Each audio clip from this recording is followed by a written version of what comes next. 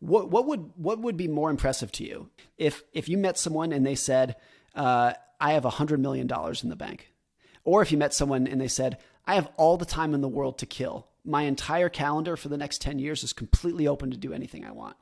What would be more impressive to you? 9 out of 10 people would say the first, because that shows that they've done something unique and whatnot. But I think if you actually if happiness is impressive to you, the second should be what's really important.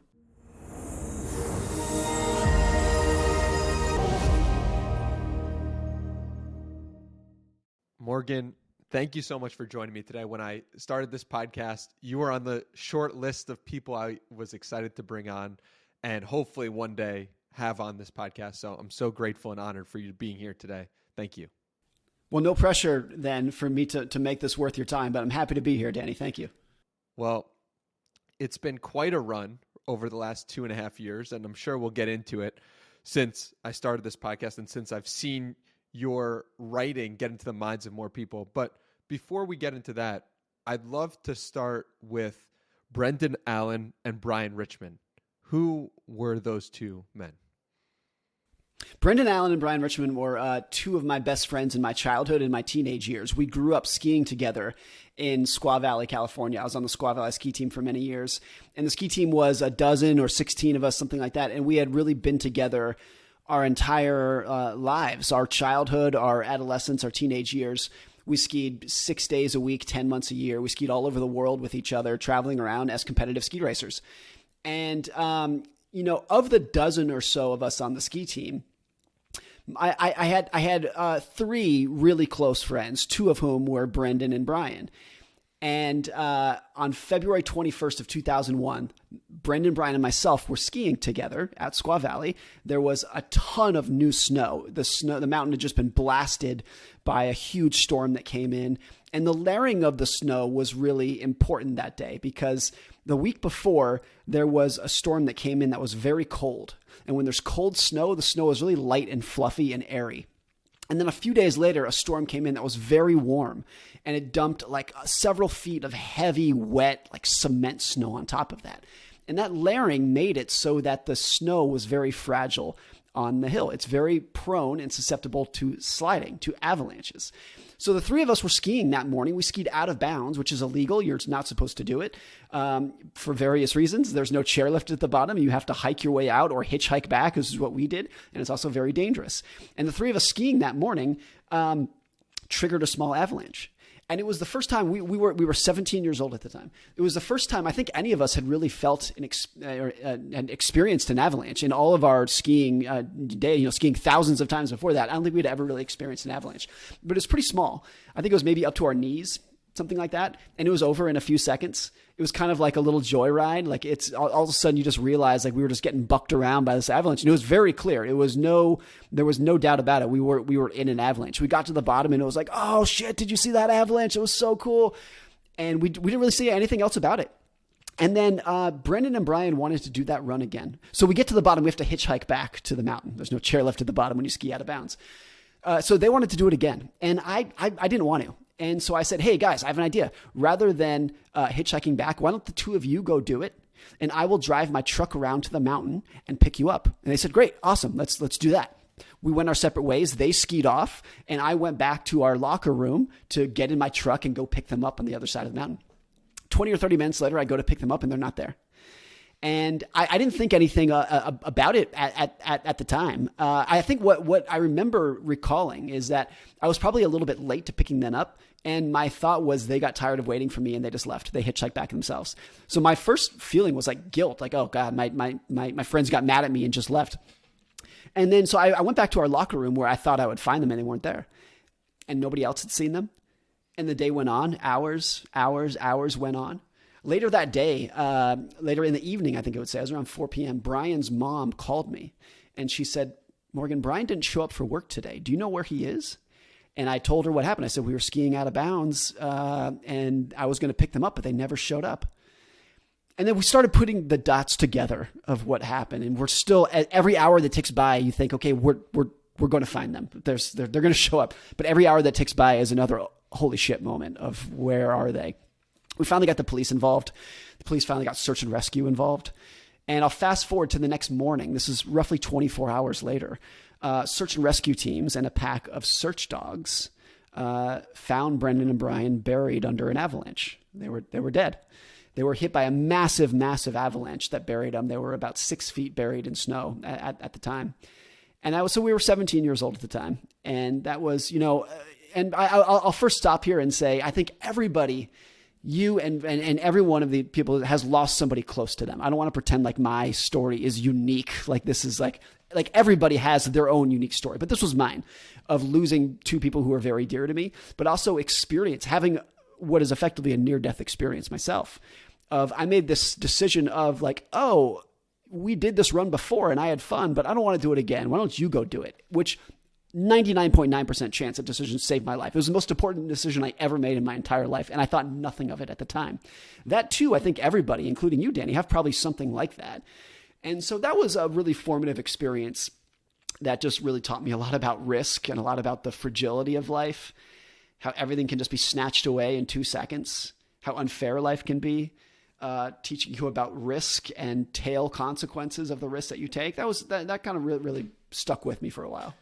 That article that you wrote, 3 Sides of Risk, which I'll link below if people want to read that story and really feel the writing of it, was one of the few that I've ever printed out and wrote on top of it, "This is for my child, my future child," right? So it's like, it hit me at such a deep level, like just the small decisions we make have such a large impact, and sometimes we don't even know what those decisions are.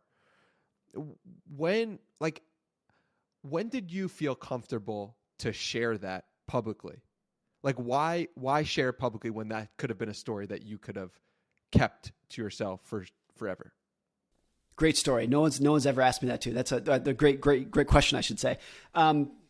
So I think as a lot of people will probably relate to, in the weeks, months, maybe even years after that, I had a sense of not denial. I wasn't in denial, but it was like compartmentalize the pain and don't talk to anybody about it. That was really I don't think I talked to anybody about it. Maybe my parents a little bit, but it really just kind of that's too sad to think about. So let's just move on with my life. And also that began the years of my life in which I started college, got my first girlfriend. Like there's a lot of other things going on in my life. They were keeping my thoughts occupied. So I didn't really think about it that much. And, I think, when I wrote that article a couple of years ago, my wife said, and she and I had been together for 15 years at that point. And she said, yeah, I remember when we first met, it was like one of the first stories you told me. So there was a period in which I was talking about it and, telling people who were close to me, let me tell you the story about this time that impacted my life. But then it was 2 or 3 years ago that I told a friend that story, and not the long version that I just gave you, the somewhat long version. I told her like the 10-second version. And she said, "You've got to write that." And I said, "Oh, okay. Oh, yeah, that's good. Maybe in my next article, I'll tell the 1-paragraph version of that story as kind of like a lead in to a different article." And that was my intention. And I started writing it with that as the intention. I'm going to write the 1-paragraph version of that story. And it all just kind of came spilling out. So the article that was published, I think, was 3,000 words, which is pretty long for a blog post. It's a long, meaty one. And I think I honestly wrote it in one sitting in like 90 minutes. It just kind of just like fell out. And maybe this is wrong. I'm not a psychotherapist, but maybe it was like I had been burying it all in my brain for years. And when I finally opened the door, it just like rushed right out. That was kind of what it felt like, at least. And when you finished it, was there any sense of like, I'm going to sit on this, or this shouldn't go out? Like, was there a sense of like, I need to share this, or was it like uncomfortable to share it? I don't think it was uncomfortable. I think I had a worry that that parts of it were a little bit, what's the phrase I'm looking for? Like attention seeking, like seeking pity. There's a phrase for it that's not coming to my mind. That I think I tried to just soften it because that was not my intention whatsoever. And I really wanted to drive home, as I did when I just told you, and in the article, of like, this is not unique. Everybody's lost somebody dear to them. I don't want to be like, oh, I'm so special because this happened to me. But I think I also had some worry about sensitivity for Brendan and Brian's families, and there were definitely parts of the story that I left out because I thought that might be a little bit too sensitive to the families. So there was that, but I was also I was legitimately shocked at other people's reaction to the article. I didn't think it was that special. But it is by like an order of magnitude the most read and most commented thing that I've ever read. Yeah. And on that point about people sharing and virality, you said before, when I was doing research for this, I found out that you said 90% of virality is luck, which just struck me as so fascinating for somebody who's put out hundreds, thousands of articles online and pieces of content, maybe 10,000 plus, right? So it's like, how do you think about that? Like, you've done it so many times, but you still believe that 90% of everything you put out, like, there's an unknown factor to it. Yeah. And not only do I still believe it, but the more that I write, the more I believe it. I think the more I write, because I've been a full-time writer for 16 years. So I think that's right. And I still doing this every day for 16 years. I still don't feel like I have that good of a grasp on what's going to work and what's not. Maybe I've gotten a little bit better, particularly at what's not going to work. But there's plenty of times when I write an article, I'm like, this is it. This is the good one. These are the good. And I publish it and it's a flop. And that happens a lot. It happens all the time. And that it used to bother me. It used to be like, it flopped and therefore I'm a terrible writer and I should just quit and find something else to do. And now I think I've just gotten more comfortable with like, hey, 90% of virality is luck. This one didn't work. Let's pack up and try it again tomorrow and just try to figure it out from there. I think it's true for every kind of creative endeavor, including like entrepreneurship, that if you dig into the success of really successful companies, how they got successful, how they scaled and whatnot, you're going to find some element that people might disagree with the word luck, but I think that's what it is at its heart, of something that was unintentional, that the person who was doing it didn't have that much control over. But if you really look at it objectively, was like a major driver of success. Books are like that. Blog posts are like that. Tweets are like that. Companies are like that. And it's uncomfortable for people to grasp that. But I think what's interesting about writing, particularly writing blogs rather than books, is that there are so many shots on goal, so to speak. There's so many iterations. You might write a blog post a week, or in my early days, I was writing 2 blog posts a day. So there was a lot of feedback of like, that didn't work. Let's try it again. Nope, that didn't work. Let's try it again. This one worked. Like, hooray. Next one. Nope, that didn't work. It was just constantly feeding it. And I've spoken to some authors who only write books. They write a book once every 5 years. And they say that's what kind of torments them, is if you spend 5 years writing a book and it flops, that sucks. That's a lot of hard work down the drain, versus a blog post. You're like, all right, well, that was a day's work. Let's try it again tomorrow. So when there's a big investment of time, that can get kind of painful. Are you obsessed with writing? That's a good question. I enjoy writing. I don't know if I'm obsessed with it. Writing can be torturous. It can drive you crazy. You never know when you're reading a book or a blog post. You never know what sentence just fell out of the writer's head and what sentence like ruined their week and took them hours and hours of agony to get that one sentence right. But when you read it, 5 words is 5 words, 10 words is 10 words. It all looks the same, but you never know what was so hard, what the hard ones were and what the easy ones were. And there's sometimes, I think every writer can relate to this. Sometimes you write 1,000 words in a minute, just falls right out of you. And sometimes a sentence will take you 3 days to figure out. And so that's like the torturous part of writing. I enjoy it. I enjoy the process because this is another thing that readers don't really understand until you've sat down and written something, is that when somebody sits down and writes a blog post or a book, whatever it might be, or even an email, 9 times out of 10, the author does not know the answer or the thesis or the point of what they're writing. The act of writing it is what helps you figure it out. So a lot of times you'll be like, I have this gut feeling about compounding, evolution, markets, economics, whatever it might be, just kind of like vague thought about this one concept. Let's sit down and start typing and see where it goes. And in that process, and you're like, that's what it is. That's what that gut feeling was. You know what? That actually reminds me of this that I wrote a year ago, which reminds me of this other thing.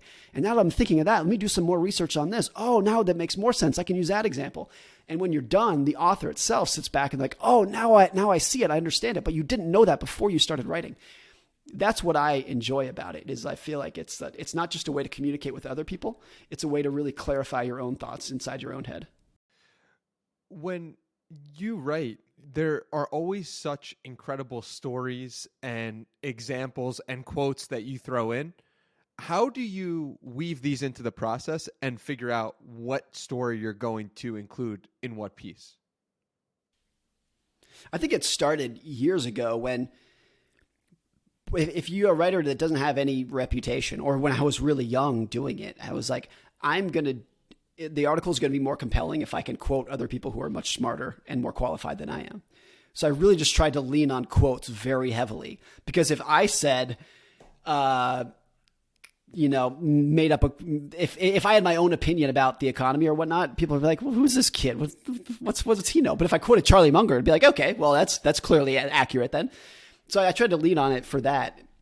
And I think there's another thing where it's like, if you, the author, have a turn of phrase or a quip or a funny line, it can be harder for the audience to take it seriously, because it's hard to explain. But like if I tell a joke, it's like, oh, he's just being a goofball. But if I quote George Carlin, it's like, oh, that's funny. George Carlin's a funny guy, so I'm going to laugh at this joke. So I think there's a lot of power in quoting other people. A lot of people actually disagree with that. Naval has this great idea. I'm going to paraphrase him, but he's like, don't quote other people. Don't quote anyone else. Just take their ideas and phrase them in your own words. Like, don't plagiarize them, say it in your own words, but don't quote them. I think there's a lot of logic and intelligence in that too. But I've always enjoyed quoting other people, including using stories to do it. And the story part was, I was and am to some extent a finance writer. I write about the stock market and investing and the economy and money, which is very dry and data driven. And the huge majority of the content in that space is data and charts and numbers and formulas. And it's just like, nobody wants to read that. Or the number of people who actually want to read that is so tiny. That's a very small sliver of an audience. If you want your work to reach people, you got to get their attention. You got to just figure out a way that they're going to, within 5 seconds of opening your article, opening your book, be like, oh, I'm connected. Like, tell me more. I want to learn more about this.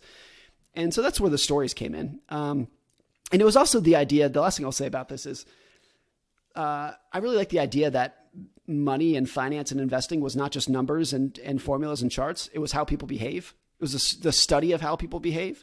And behavior is such a broad topic that I thought you could learn a lot about money and investing through the lens of all these other fields that had nothing to do with money. You could learn about money through the lens of World War II and the Manhattan Project and the Apollo missions and the war on cancer. These things that had nothing to do with money, but they all had a lot to do with how people think about greed and risk and uncertainty. And if you could use those lessons and use those stories to teach about money, not only was it more fun and more likely to capture your attention, I think it got you closer to the truth of what was actually happening. How do you choose what to read? I have this idea. I think I stole this from Patrick O'Shaughnessy. He may have been the first who said this, that I read it and I thought, oh, that's great, which is cast the widest net that you can, but then have a very tight filter. So you should attempt to read every book that looks even slightly interesting, even if it's about a topic that you're not that interested in. You should start reading it, but then have a very tight filter. If it doesn't capture your attention very quickly, close it, move on, find something else to read. Most people who say, I don't like to read, the reason that I think the majority of the time, the reason that's the case is because they feel like they have the obligation to finish the books that they start. And then they find a book that's either not a good book or it's a good book that's not good for them. And they just grind through it. And it's a chore. It's a labor to get to the last page. And at the end, they're like, I'm never doing that again. So I think if you just accept that, there are a lot of, there are a lot of objectively bad books. And then there's a lot of very good books that aren't for you. They might be for somebody else, but not for you. And if you accept that, then it's like, hey, 9 out of 10 books that are in the library are not going to be good for me. But I want to start reading them because one of those that I think is not good for me, hey, I'm not interested in whatever this topic is, but I actually start reading. I'm like, oh, actually, this is pretty interesting. I'm actually going to read this book.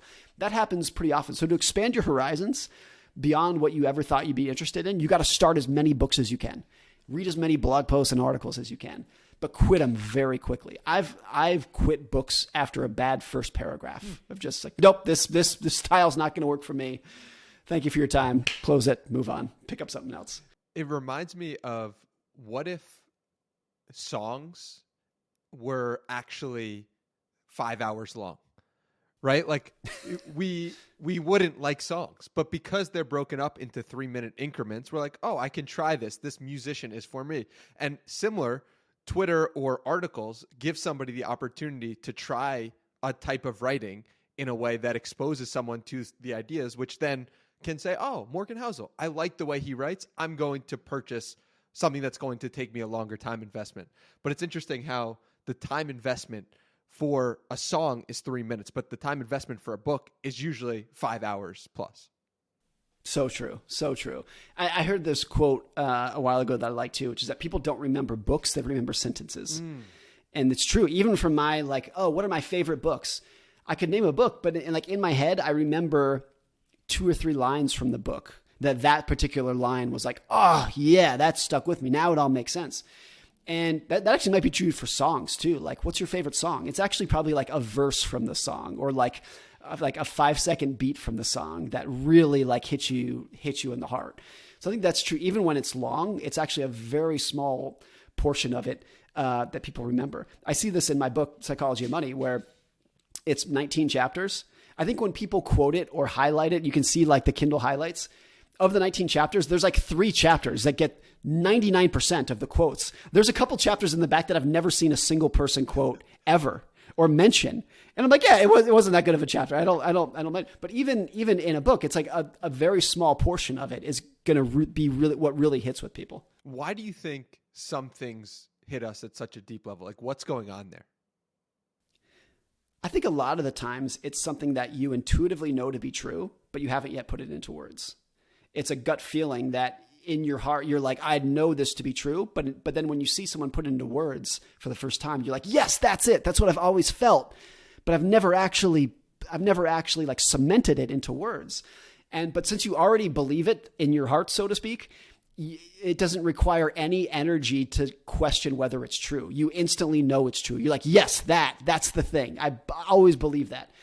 I think you see this in a dark way in politics. When someone will tweet, something nasty about another politician, and people will be like, yes, that's it. And it's like, no, that's actually not it. You just, in your heart, you didn't like that politician, and then they said something and it just like reinforced what you intuitively and already believed in your heart. But I think that happens with a lot of things. It's like, if someone presents to you a new idea that you've never considered, you've never thought about, you have no gut feelings or intuition about it, a lot of times, even if it's true, and if it's a good example backed up by good data, a lot of times you have to be like, well, let me think about that. Is that true? I don't know. It kind of contradicts this other thing. And like, I don't know, this is taking a lot of mental bandwidth to think about. I'm going to move on to something else. But if I tell you something that you intuitively believe, you just grasp onto it instantly. I think that's really what it is. So there are some sentences that are like that I think just what they're doing is that they're like taking a gut feeling and putting it in a new part of your brain that is like very crystallized and accessible. They're taking it from like the deep storage into the RAM. I'd love to go back in your career to Jason Zweig and being starstruck by him and going and meeting him, I believe at a conference, or emailing him and you getting in his orbit in some way. What was that experience like, and why did he resonate with you at such a deep level? I think the first time I read Jason may have been when I was reading The Intelligent Investor by Benjamin Graham, which Jason annotated. The book was written in the 1930s, but Jason got what is like the ultimate investment writer's job when he was selected to annotate the book to kind of moderate, because a lot of it is written in a very dry academic 1930s style. So the publisher hired Jason to, at the end of every chapter, to be like, okay, now let me tell you what Ben Graham just said in English. So I think reading The Intelligent Investor, I really had that. Like, I would read Ben Graham's chapter and be like, I don't know what's going on here. I was very young when I read it. I'm like, I don't know what any of this means. But then I would get to Jason's summary at the end of the chapter, and I'd be like, oh, now I get it. Jason's explanation makes 100 times more sense than what Ben Graham just said in his academic prose. So that early on, I think that was the first time I was like, who's this Jason Zweig guy? And it was around the same time that he published his book, Your Money in Your Brain, which was the first time I'd ever even thought about the concept of behavioral finance. I think at that point, what little I knew about finance, which was very, very little, was all numbers. It was all just like, oh, if you have the right spreadsheet formula, you get the right answer and you win. And Jason's book, Your Money in Your Brain, was the first time that I was like, no, there is so much more going on here in a way that I really admired. And then just his blog, his articles in the Wall Street Journal, I just became a religious reader of. So he was always someone who I not only really admired what they were saying, but that was, I think, at the time that I really started to realize, like, hey, I think I want to be a finance writer. I think that's what I want to do. Everyone, no matter their career, starts to be like, well, who do you look up to? Like, who do you want to be effectively? And for me, it was always so easy. It was like, Jason. I want to be Jason. Like, full stop. And there actually weren't many other people that I really looked up to and said, I want to emulate my career after that, other than Jason. So maybe this is like 2015. I reached out to him. At first I met him at a conference, but very briefly, like very, very briefly. And I introduced myself, and he said, oh yeah, I read your stuff at the Motley Fool. And like, I could have died at that moment. I was just like searching for words to say hi to him. So nervous. And then when he said that he had read something, I was just like, oh my, I couldn't believe it. So I emailed, I think he gave me his card, but it was like a 10-second conversation, and then he had to run. But I reached out to him and I said, I would love to come up to New York. I was living in Washington, D.C. at the time. And I said, I would love to come to New York to meet you. And he said, please don't come up just to meet me. It's not worth it. Don't take the 3-hour train. Just have lunch with me. And I lied. I've since told him that I was lying. But I responded and I said, oh, well, I'm going to be in New York anyways for something else, which was completely a lie. I was not bending the truth. I just lied. And I said, so I'll be there on Thursday. And he said, oh, great. Yeah, Thursday, let's have lunch. And I actually think when I got there on Thursday, he was like, how's your other meeting this morning? I'm like, oh, it was great. Everything's fine. This is perfect. But then we had lunch, and Jason and I since have become, friends. And I still admire him as much as I ever have. I think he's just a great person. There's a lot of people listening to this who are maybe in their early 20s or building their careers, and they have people they admire and want to get in contact with. How do they best effectively do that?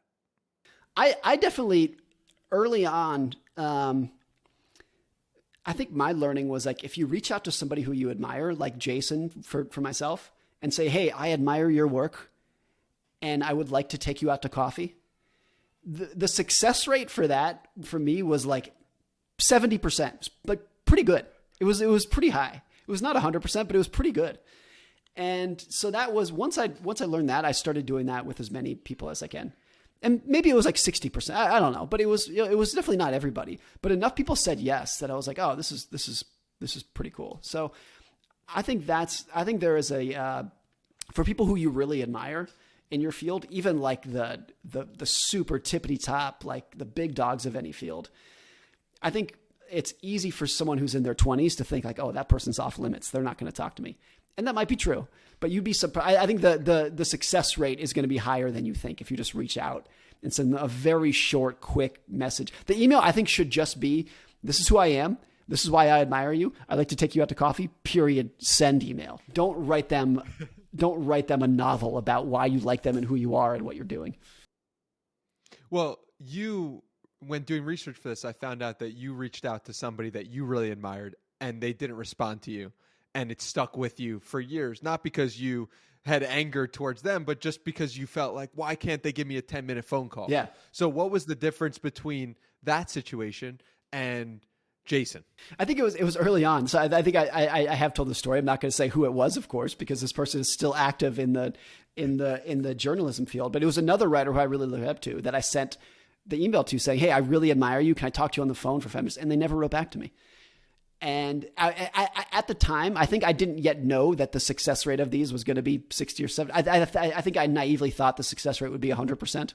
Like, everybody has hours of free in their day. Can't they just talk to this kid who wants? So now I totally get it, why people are busy and you have to be selective with the emails that you get. So I totally get it. But I try to keep that in mind now if I get those emails, that it's easy to brush off. And this is true for like so many people, even if it's just like a tweet that somebody sent to you or like replied on your tweet, that it can mean a lot to them to respond, and it can stick with them for a long time if you don't. Yeah, for sure. Well, I'm sure the inbound has increased dramatically over the past year or two. And it reminds me of a Will Smith quote that you highlighted. And That is, Will Smith said, becoming famous is amazing. Being famous is a mixed bag. Losing fame is miserable. And maybe you're not so famous, so the point where you walk down the street and people are saying Morgan Housel, but enough people know you and know who you are that I'm sure, I'm curious from your perspective, how does becoming well known in your field resonate with that quote? I think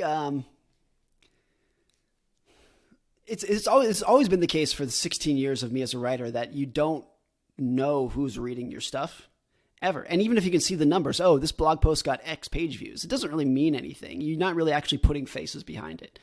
So it's obviously a completely different universe from somebody like Will Smith who can't walk out of his house without being bombarded.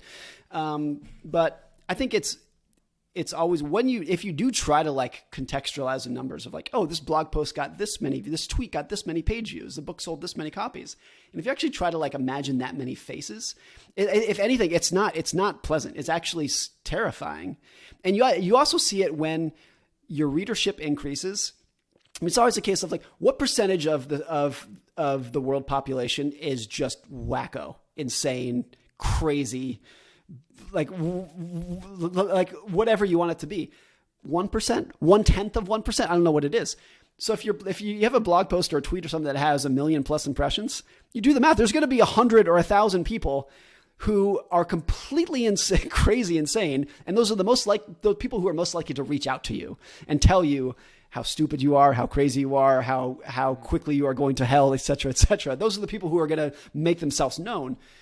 So that's like the downside. Is like as your platform scales, the hate tends to get louder. It's like it's this weird counterintuition where it's like you think that your platform is scaling because there's more people who like your stuff, which is probably true, but it's the feeling is the opposite. It's like the more your readership grows, the more hate mail you get is what it is. It's like the positive emails might stay the same, but the hate mail grows exponentially. There's that can sometimes be the case. So it's like, I guess that's the way of answering your question of like, what is it like? It's not really a thing. And if there is anything, it probably leans a little bit negative, I would say. That's fascinating. But I wonder how much you minimize in your own head the opportunities that are now available because of the success that the fact that you were on Tim Ferriss, right, is not something that you were being asked to do 4 years ago. But I mean, that's an incredible thing to get your reach to more people, but it doesn't feel amazing. I don't think it really, I think what's true is that what's going to make anybody happy, by and large, I'm generalizing here, but it's like your relationship with your spouse. If you're a parent, like the health and well-being and happiness of your children, your own health, that's 90% of your own happiness. And I love Tim, but being on the Tim Ferriss podcast is not going to crack the top 30 things of points that are going to make you happy in any given day. It's great. I don't want to minimize it in the slightest, but it's so easy to overestimate how certain things will make you happy. And because it's those like core things of like, there was this great article years ago, and I'm recalling this from memory, so I might be getting parts of this wrong, but Julia Roberts, I think, won an Oscar, and then like the next day it was revealed that her husband had cheated on her, or this is something like, if I'm getting those details wrong, I'm sorry, but I'm pretty sure that's what it was. And so someone wrote a newspaper article, and they're like, here's the $1 million question. Would you trade shoes with Julia Roberts? Would you take winning an Oscar and being the most famous actress in the world for this personal catastrophe that she suffered? And then the other question is like, did Julia Roberts have a good week? She wins an Oscar, and then the next day it's revealed, like on TMZ, that her husband cheated on her. Like, is that a good week? No, on net, that's the worst week you can possibly imagine. So there's all these like external career things that you would think are like, oh, this person must be so happy. And it's like, they might be, but if they are happy, it's probably because they have good friends, good spouse, happy kids, good health, those kind of things. That's 90% of anyone's happiness. When did you realize that? So my wife and I have been together for 16 years, and we've always had a very good, happy relationship. So I feel like, but I think I've always known like that's going to be the huge majority of my happiness. When my kids were born, it was always like, okay, that's anything work related just got pushed down a mile away in terms of like what's actually going to make me happy. So I think any parent can relate to that. That's not a unique feeling. But I mean, there were certain things with the book of like, I thought if you had asked me 5 years ago how I would feel if it did this, I would have said, oh, it would be, I'll be 10 times happier. And it's not, of course it's not anywhere close to that. So, that's not a complaint, but it's interesting to experience it, but it just drives home the fact that it's like your spouse, kids, health, etc. Those are the things that mean everything more than anything career related. Why do we put career on such a pedestal? In ways, I think it's not a bad thing to do. I mean, when I talk about relationship with my spouse and kids, well, every parent, every spouse, husband or wife, everybody in that situation has some obligation to take care of their kids, support their kids, provide for their kids. Your career is the way to do that. So to just like ignore the career, like that's not the message at all. I think it is really important. And to enjoy your career rather than just a drudgery that happens to give you a paycheck is really important. I think there is a very clear external signaling portion to it. And the more I learn, the more that it is actually a very American thing. It's not a European thing. When you meet someone, you say, "What do you do?" My impression, if there's European readers listening to this, you can tell me if I'm wrong, but my impression is in Europe, that's a very rude thing to ask. What do you do? What's your career? And would be more polite in Europe to say is, something about how's your family? How are you? Something that's clearly more important to you and your happiness than who signs your paycheck, So, but in America, it's such like an external, that's how people measure their worth in society is like your job title. And I think that's why there's job title inflation is because people are so aware that your job title can be so connected to your feeling of self-worth, even if that's ridiculous and that's terrible to say. In social circles, it can really be the case that if you meet someone and they say, I'm a managing director at Goldman Sachs, if you don't know anything else about that person, you don't know about their happiness, you don't know about are they depressed? Are they divorced 5 times? Did their kids commit suicide? If you know nothing, instantly in America, you're like, that guy's got it. That guy's got it. Like it says something. Education is like this as well. If you go to Harvard or Stanford or MIT, it's just like that signaling is really important. I don't think that's a bad thing. Signaling is an important thing to try to summarize at least broad level who you're talking to without needing to have a 10-hour conversation with them. That is pretty important. And if somebody's name tag says MD, then you can realistically be like, this person knows what he's talking about. This person is qualified to do something. I had sinus surgery a year ago. Pretty minor. It wasn't that big a deal. But I told my wife later, I was like, I don't know anything about this doctor. I know nothing about this doctor. But because his badge said MD, I was like, oh, why don't you knock me unconscious and cut me open? That's fine. Just because there were 2 letters on his name. That's all I knew about him. And so like that signaling can be really, really important. Even if it can be completely taken too far in certain cases. So what would you say are the biggest levers for happiness and meaning that we often don't think about? The Zappos founder, Tony Hsieh, who died very tragically a year ago. And after he died, it was kind of revealed that his life was really spiraling out of control. So it's almost ironic that I use him as an example of what I'm about to say, because I think he showed that he did not live up to what I'm about to say, but he wrote a book 10 years ago called Delivering Happiness. And it was a book about how to be happy.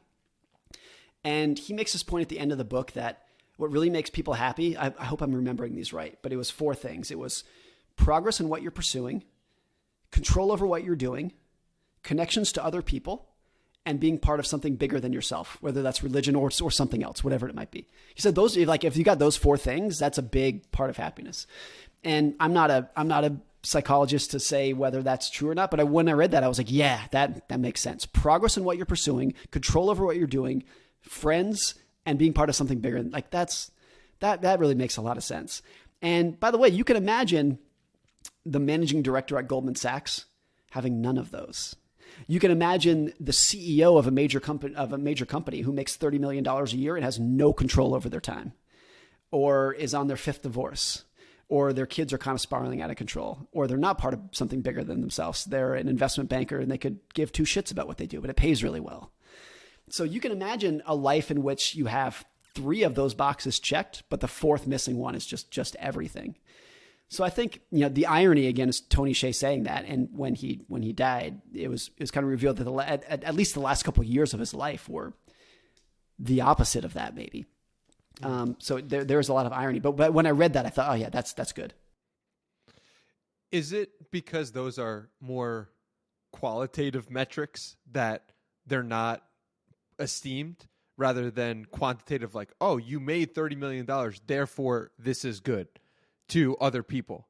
It's like, what's going on there? Like, why, how can we shift it, I guess, maybe more towards like looking at those are the things that will actually bring fulfillment and signal to other people like that is a positive human experience. Yeah, it's interesting. If you're like, what would be more impressive to you? And I don't mean you in particular, but just ask you, like, what would be more impressive if you met someone and they said, I have $100 million in the bank, or if you met someone and they said, I have all the time in the world to kill. My entire calendar for the next 10 years is completely open to do anything I want.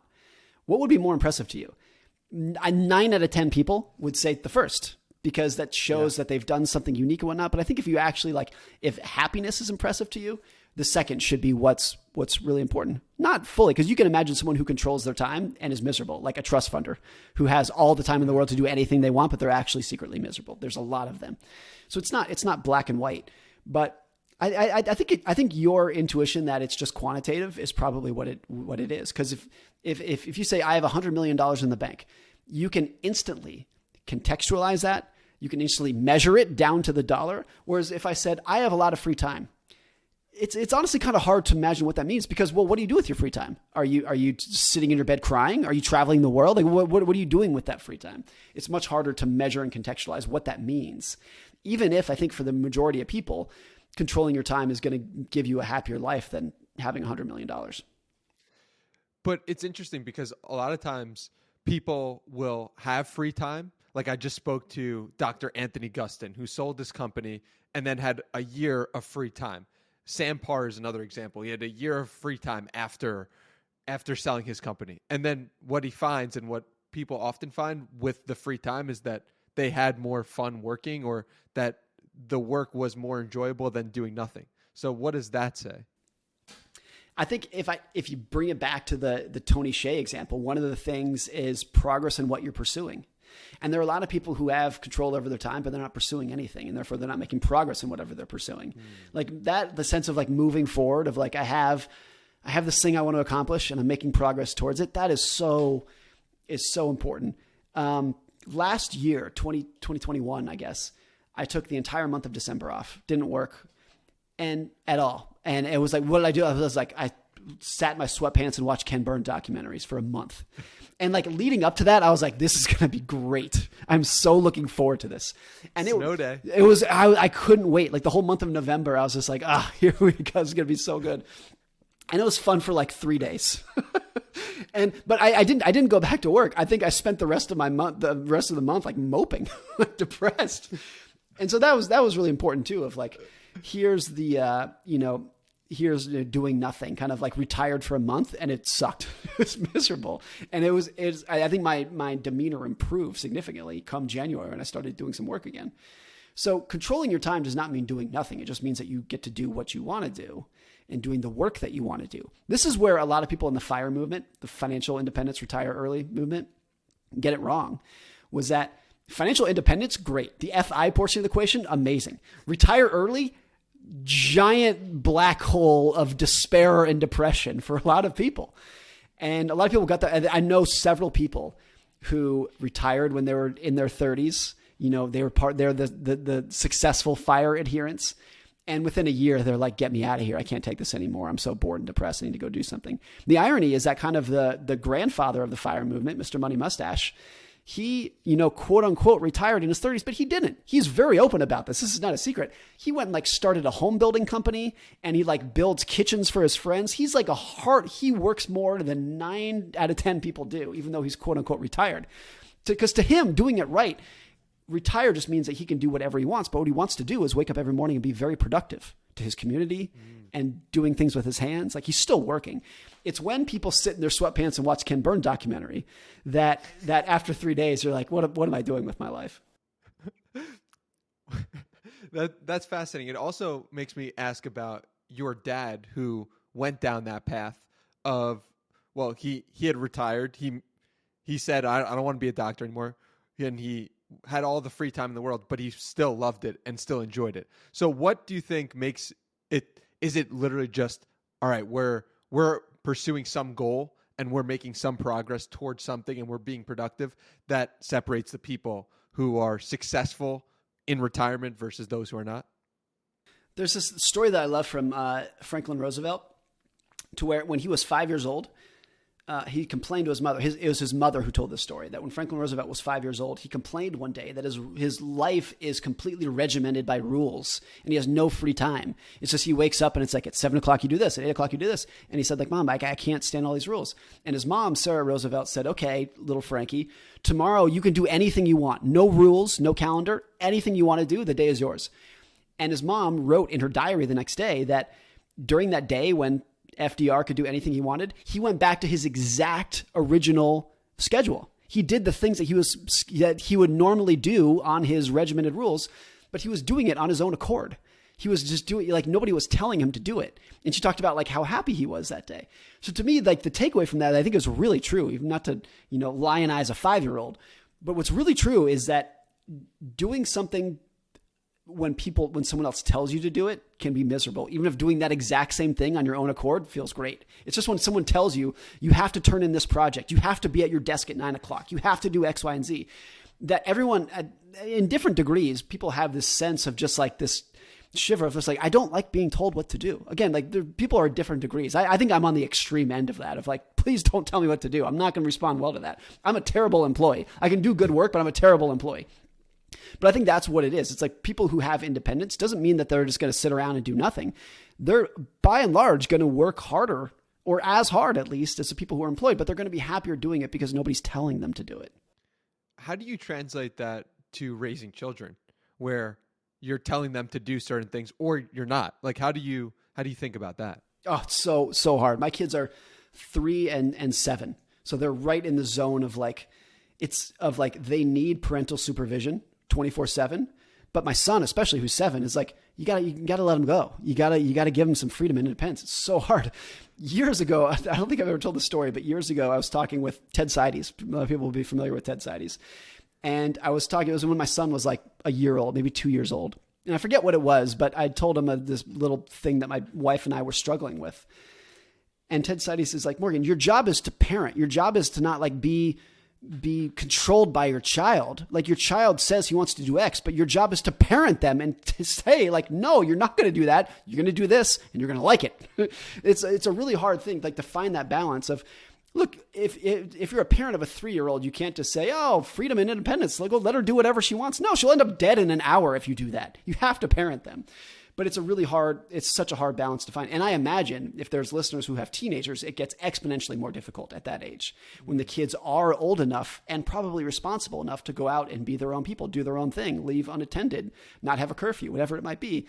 But you as a parent still view that teenager as the child that they were just a couple of years before that, and have such a tremendous sense of responsibility of not only keeping this child safe and alive, but also like guiding them towards the right direction.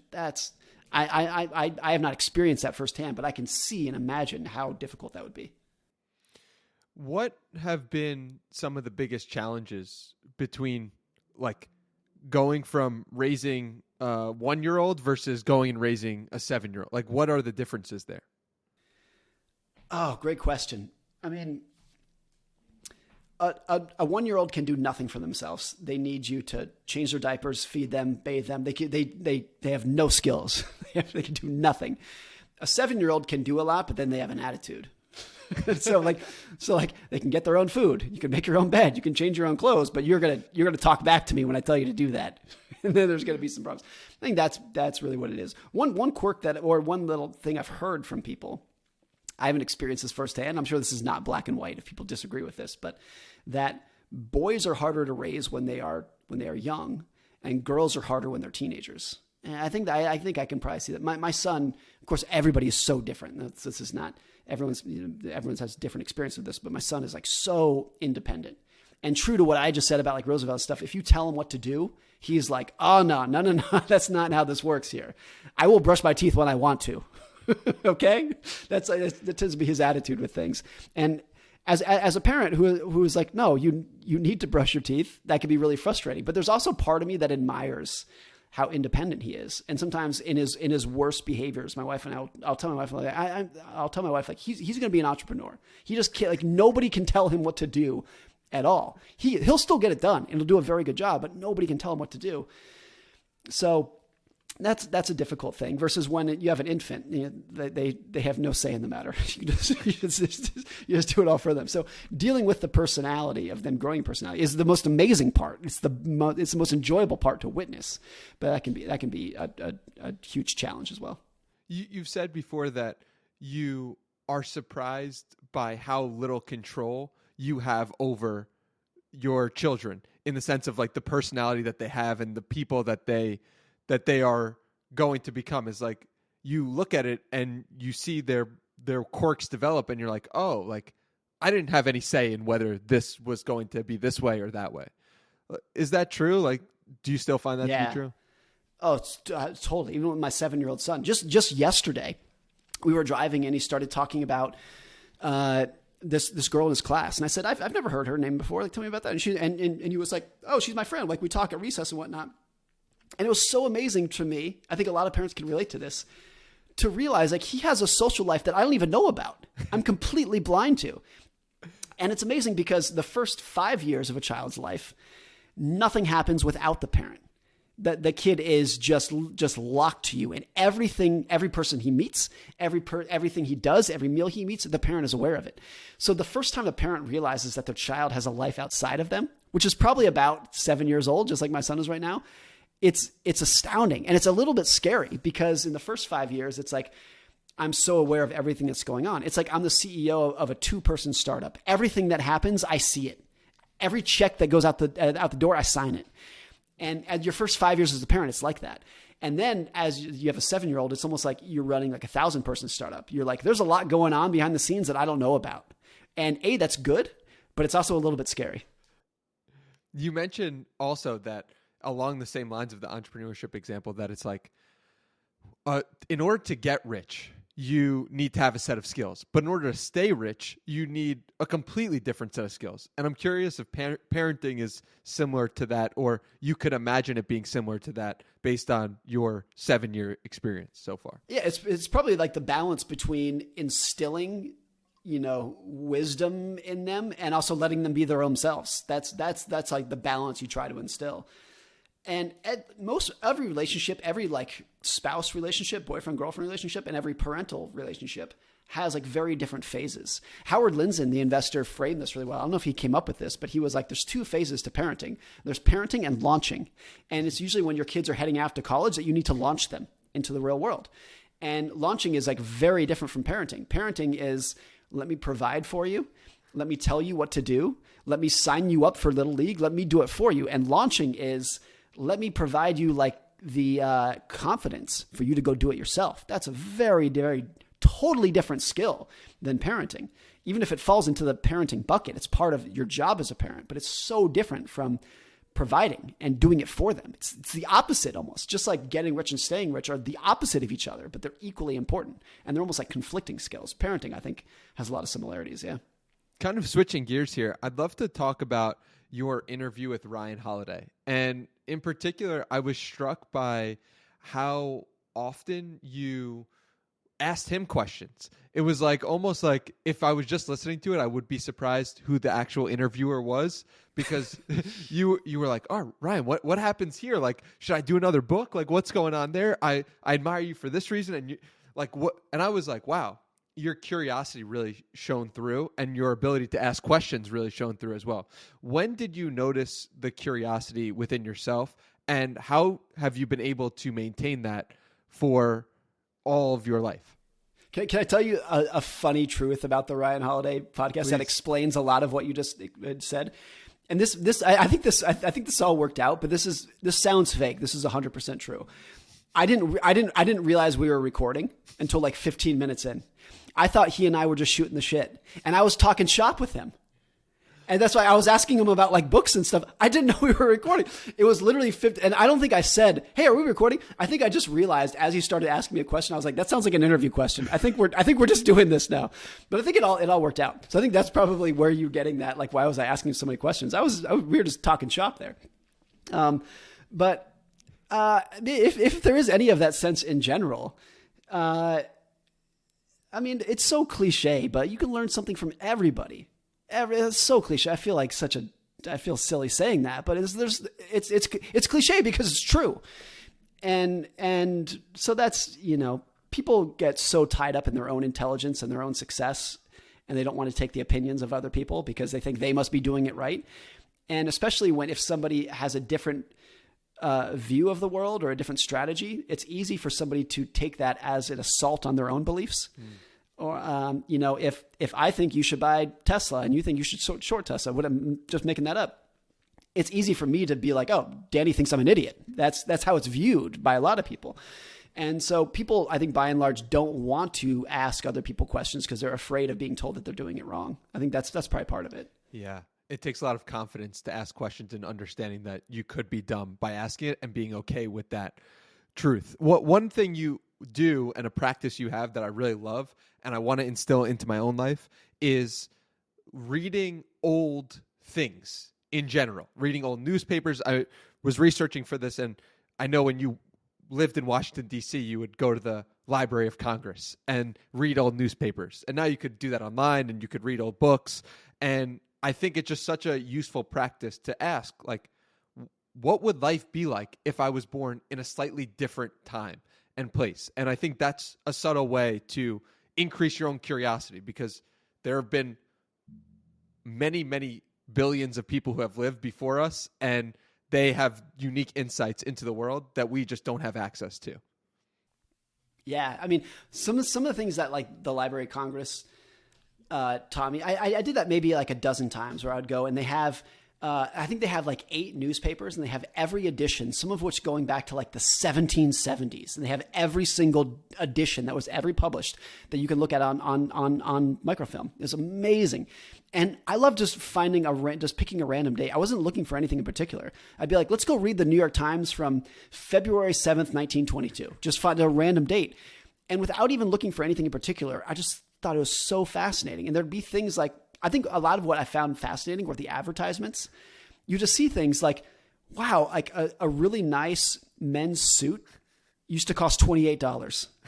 And just like, and I always feel like that will teach you more about inflation than looking at a chart or statistics. It's like seeing the advertisement of what it is. It's like, that's really cool. And there are some things too of like, in hindsight, when you know how the story ends, and you know how history unfolded, then to go back and read a newspaper from the 1930s that has an article about the rise of this guy named Adolf Hitler.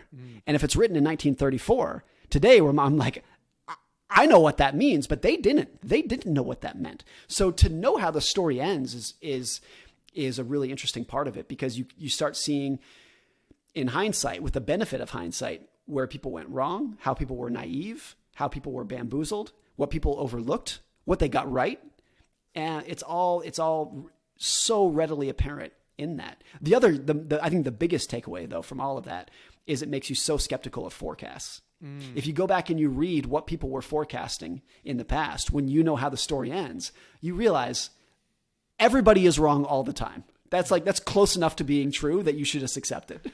Well, it also points out the idea that you have that has always stuck with me since I read your writing on it, which is about tail risks, and how tail risks are actually likely when you think about them from the perspective of, if, this is your quote here, once in a century events happen all the time because lots of unrelated things can go wrong.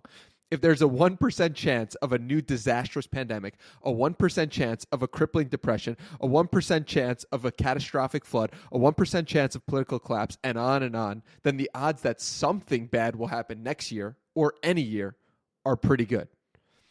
Yep. Yeah.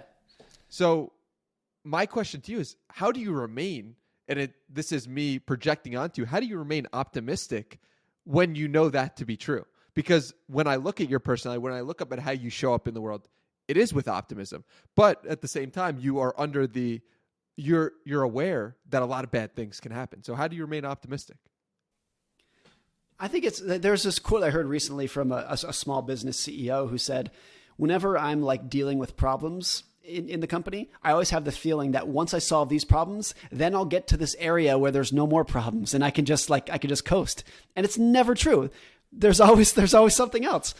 And so I think when you're aware of like how many things can go wrong, if there's a 1% chance of X, Y, and Z, like you just said, one of them is going to happen every year. Then you just get more comfortable with the idea of like, yeah, same as ever. Like, of course there's a catastrophe. Like, did you expect those to go away? Like that's never going to happen. And then you become, financially,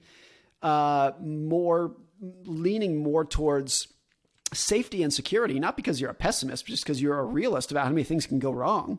And you realize that in order for the stocks or whatever that you own to compound, you have to be able to survive all the crazy catastrophes that are going to occur. Not that might occur, but are definitely going to occur over the next 1, 5, 10, 20 years. And so I think if a lot of people, if they were to look at my investing allocation, they would be like, what are you so scared of? And I would say, like, no, I'm pretty optimistic. I just want to make sure that I can survive financially. I can endure everything that's thrown at me so that these stocks that I do own, I can actually have a fighting chance of holding them for the next 50 years. That's a big part of it. If you could instill one rule for money that, let's say, every single person had to follow, what would it be from your perspective? Maybe one is like plan on the plan, not going according to plan. And it's saving for risks and preparing for risks that you cannot envision. And that's really difficult to do because, like, by definition, if you are only preparing for the risks that you can foresee, you're going to miss a surprise every single time. And then when there is a terrorist attack, a pandemic, a political collapse, whatever it might be, you're like, I never saw this coming. I'm not prepared for this. I mean, one of the statistics that was really scary and fascinating was that in March of 2020, when COVID lockdowns and like the panic really began, I think the statistic was the average restaurant in the United States had enough cash on hand to survive for 14 days. Wow. And 14 days they were bankrupt.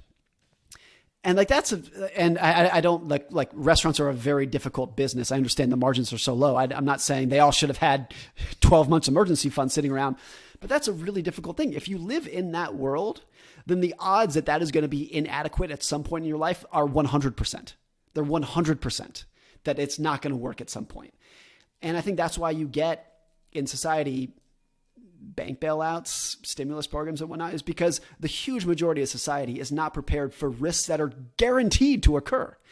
I think that's a sad, not sad. It's just kind of an inevitable thing of why we get these catastrophes, mainly in like financial crises and deep recessions. It's that the huge majority of people and businesses are not prepared mentally or financially for risks that we know are going to occur. What are the practical steps that somebody should take when they hear that?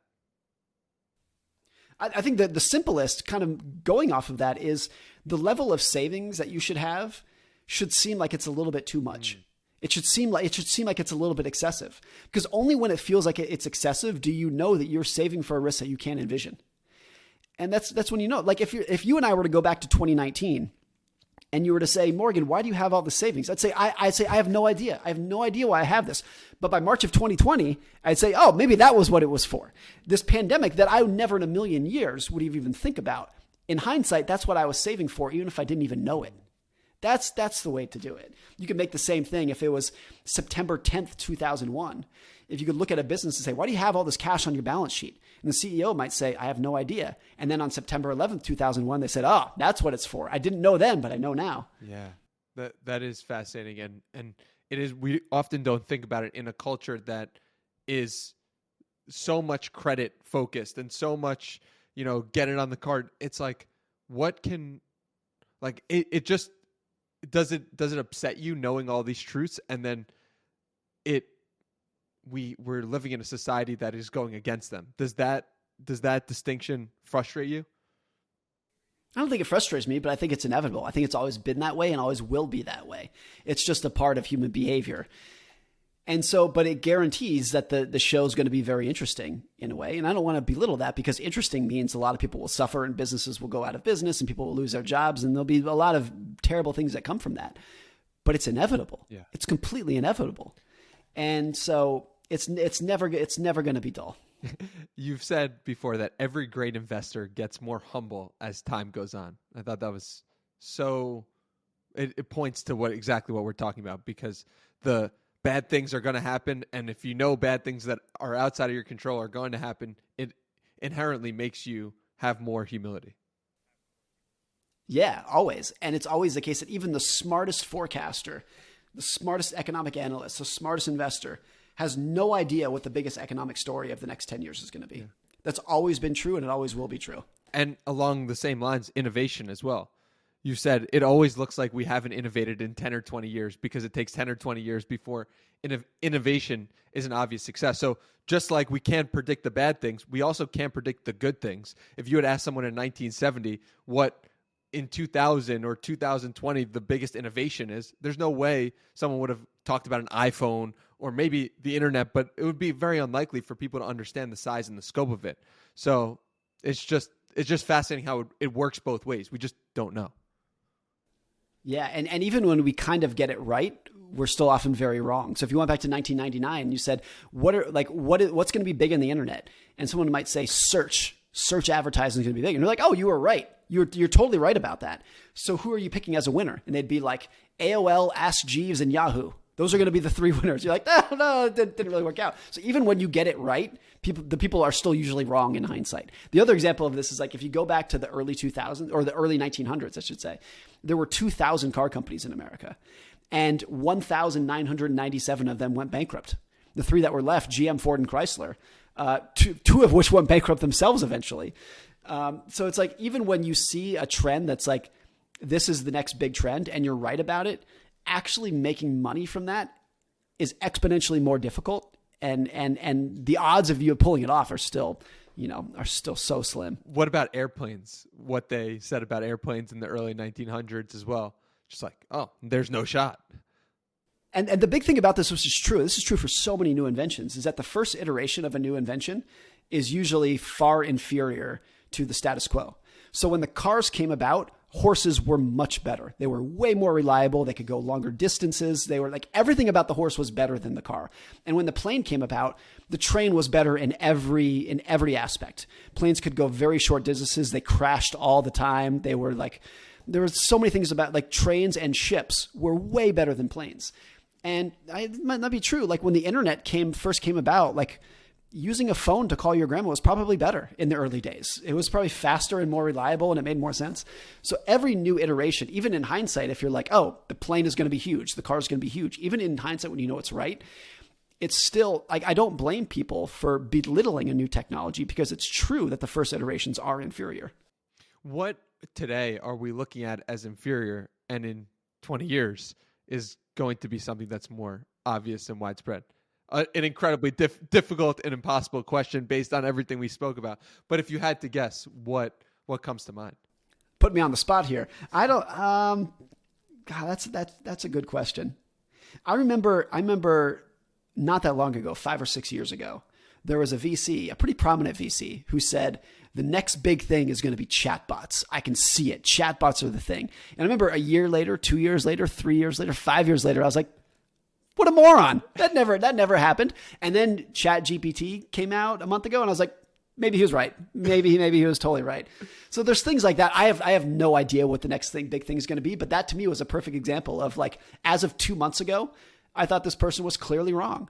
And as of today, I'm like, maybe they were onto it. So it's always so difficult to get those things. What are your thoughts on ChatGPT as a writer for 20 years? Well, I need to get my next book out before I'm completely irrelevant and still have a job. I'm rushing to get the thing out.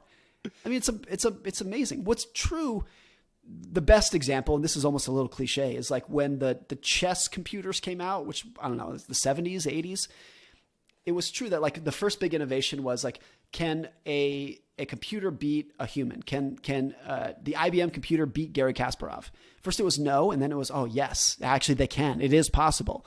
But then the huge like step function innovation was Garry Kasparov using a computer himself.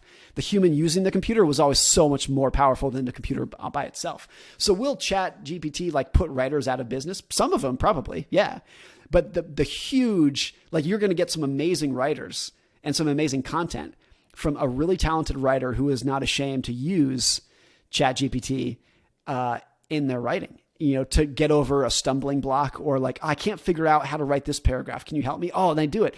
So the book is written 80% by a human and 20% by a computer. And the computer but actually that combination is 5 times better than what a human on itself could write. Have you played around with it at all? And do you know like the best use cases or the uses that you personally have used it for? I have played around with it. It's amazing, but play is the right word there. I haven't done anything productive with it. I've just kind of playing it around with it and seeing what it can do. And like everybody else, it's jaw dropping. It's amazing. I think if there is like what I could see using for myself that would be really helpful is to upload a PDF, to upload a book and say, summarize this for me. That would be really, really useful. You know, if it's like an academic, like a medical paper. I know nothing about medicine. All academic papers are written in a different language that I don't understand, just like big words. And I'm like, I can't get through this. But if I could upload a medical paper about a cancer treatment and say, what does this mean? Summarize this for me in English. That would be so, so useful. I could see something like that. Particularly if it was like, hey, I'm going to upload 3,000 pages of this thing. And I want you to give me the 10 most, like summarize it in 10 bullet points.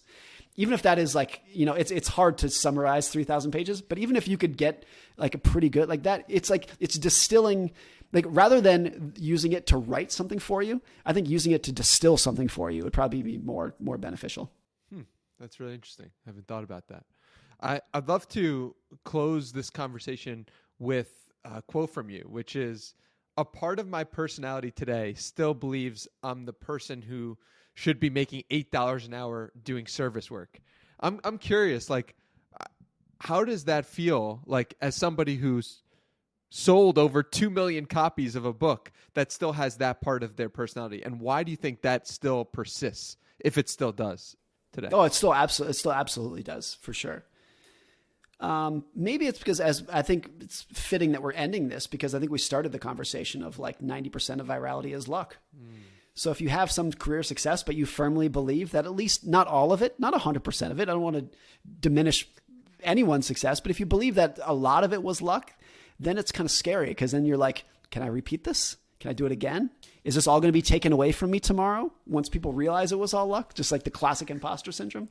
That's when it gets a little bit scary. But I think it's also might be healthy to have that kind of view, to remind yourself that you're not that special and that it can all be taken away from you tomorrow and that you're not entitled to any of this. And you need to work as hard as you can to try to earn this because you're not special. I'm not special. You're not special. Nobody is special.